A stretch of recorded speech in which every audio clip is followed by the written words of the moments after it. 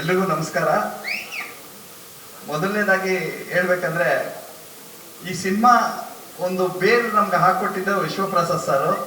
ನಾವು ಡಿಸ್ಕಸ್ ಮಾಡ್ಬೇಕಾದ್ರೆ ಯಾವ ತರ ಮಾಡಬೇಕು ಅಂದಾಗ ಒಂದು ಐಡಿಯಾ ಅಂದ್ರೆ ರೆಗ್ಯುಲರ್ ಗಣೇಶ್ ಸರ್ ಹೆಂಗ್ ನೋಡಿದರೆ ಅದಿಲ್ದಿರೆ ಬೇರೆ ಏನ್ ಮಾಡ್ಬೋದು ಯೋಚಿಸಿ ಅಂದಾಗ ಈ ತರದ್ ಒಂದು ಐಡಿಯಾ ಬಂತು. ಬಟ್ ಗಣೇಶ್ ಸರ್ ಇದಾರಲ್ಲ, ನಾನು ಹೇಳ್ತೀನಿ, ಯಾವ ಪಾತ್ರ ಇದ್ರು ಅದ್ರೊಳಗಡೆ ತುಂಬ್ಕೊಂಡ್ಬಿಡ್ತಾರೆ. ನಿಮ್ಗೆ ಈಗ ಆನ್ ಸ್ಕ್ರೀನ್ ಅಲ್ಲಿ ನೋಡ್ಬೇಕಾದ್ರೆ ಹೆಂಗೆ ಗೂಸ್ಬಂಪ್ ಬಂತು, ನನಗೆ ನಾನು ಶಾರ್ಟ್ ತೆಗಿಬೇಕಾದ್ರೆ ಆಸ್ ಅ ಫ್ಯಾನ್ ಆಗಿ ನಾನು ಅಲ್ಲಿ ಖುಷಿ, ಕಟ್ಟೇಳೋದಕ್ಕಿಂತ ಜಾಸ್ತಿ ಖುಷಿ ಪಡ್ತಾ ಇದ್ದೆ.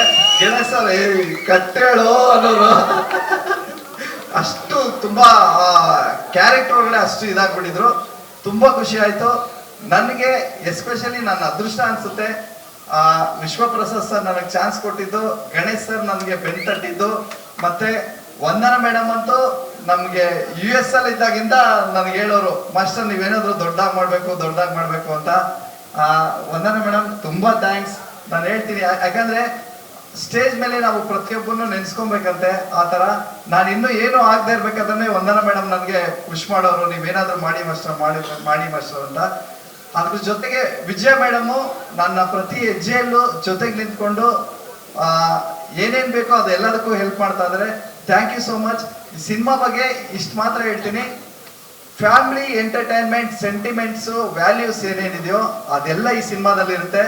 ಗಣೇಶ್ ಸರ್ ಎಷ್ಟು ನಗಿಸ್ಬೇಕೋ ಅಷ್ಟು ನಗಿಸ್ತಾರೆ, ಎಷ್ಟು ವೈಬ್ರೇಷನ್ ಕೊಡಬೇಕು ಅಷ್ಟು ಕೊಡಿಸ್ತಾರೆ ಈ ಸಿನಿಮಾದಲ್ಲಿ. ಫ್ಯಾನ್ಸ್ಗೆ ಈ ಸಿನಿಮಾಯಿಂದ ನಿಜವಾಗ್ಲೂ ಹಬ್ಬ ಇರುತ್ತೆ. Thank you so much.